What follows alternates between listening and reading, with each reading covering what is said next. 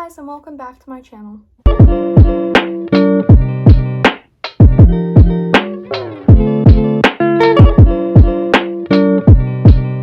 So in today's video, I thought that I should do a video about my hamster care journey because I did a lot of wrong things, and most people that buy hamsters usually don't do the research first unless they don't want to go in the store impulsively and buy an animal. And yeah, so I did not do the research, and that is why I made a lot of mistakes. So yeah, my first hamster was a winter white. I named him Hammy because I did.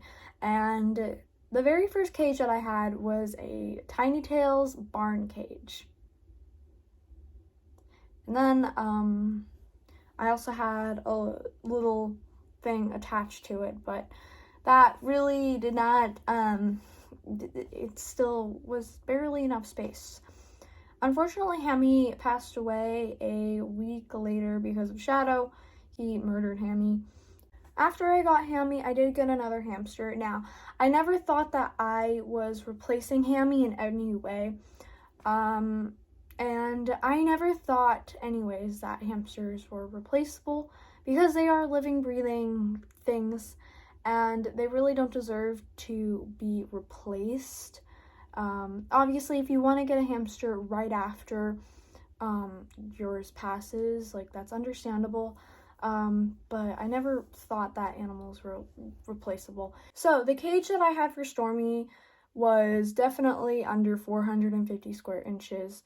If you don't know, that is the bare minimum for a hamster cage, and I personally like having a cage that is way bigger than that. Considering that's a bare minimum, it's like the average of what you can do.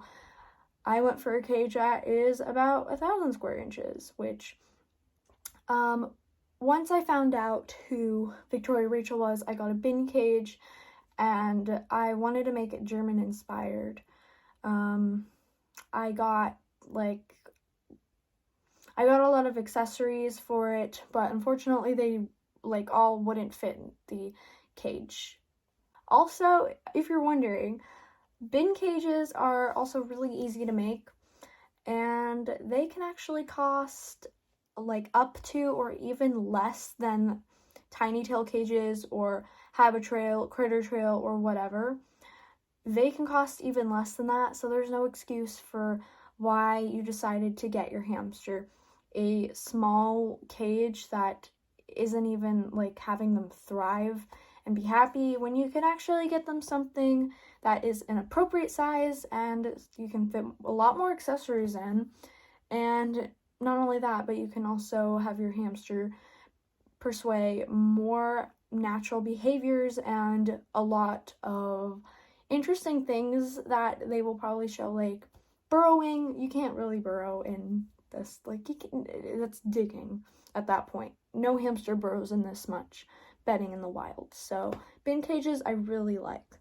Now, I did want to do a German styled enclosure, so that kind of got difficult because I wasn't able to fit all the accessories that I wanted in the bin cage, but my parents did surprise me on my birthday with a 9-inch doll enclosure that was around 1,000 square inches of floor space, and I was able to fit everything in there that I wanted, and Stormy and I were both very happy. I remember I was in the car with my mom, and it was on my birthday, and I was going out to dinner with my friend and her family because her birthday is actually the day after mine, so that was kind of nice. We were celebrating both of our birthdays, and I found out that I was getting a 9-inch enclosure, and I was so thrilled.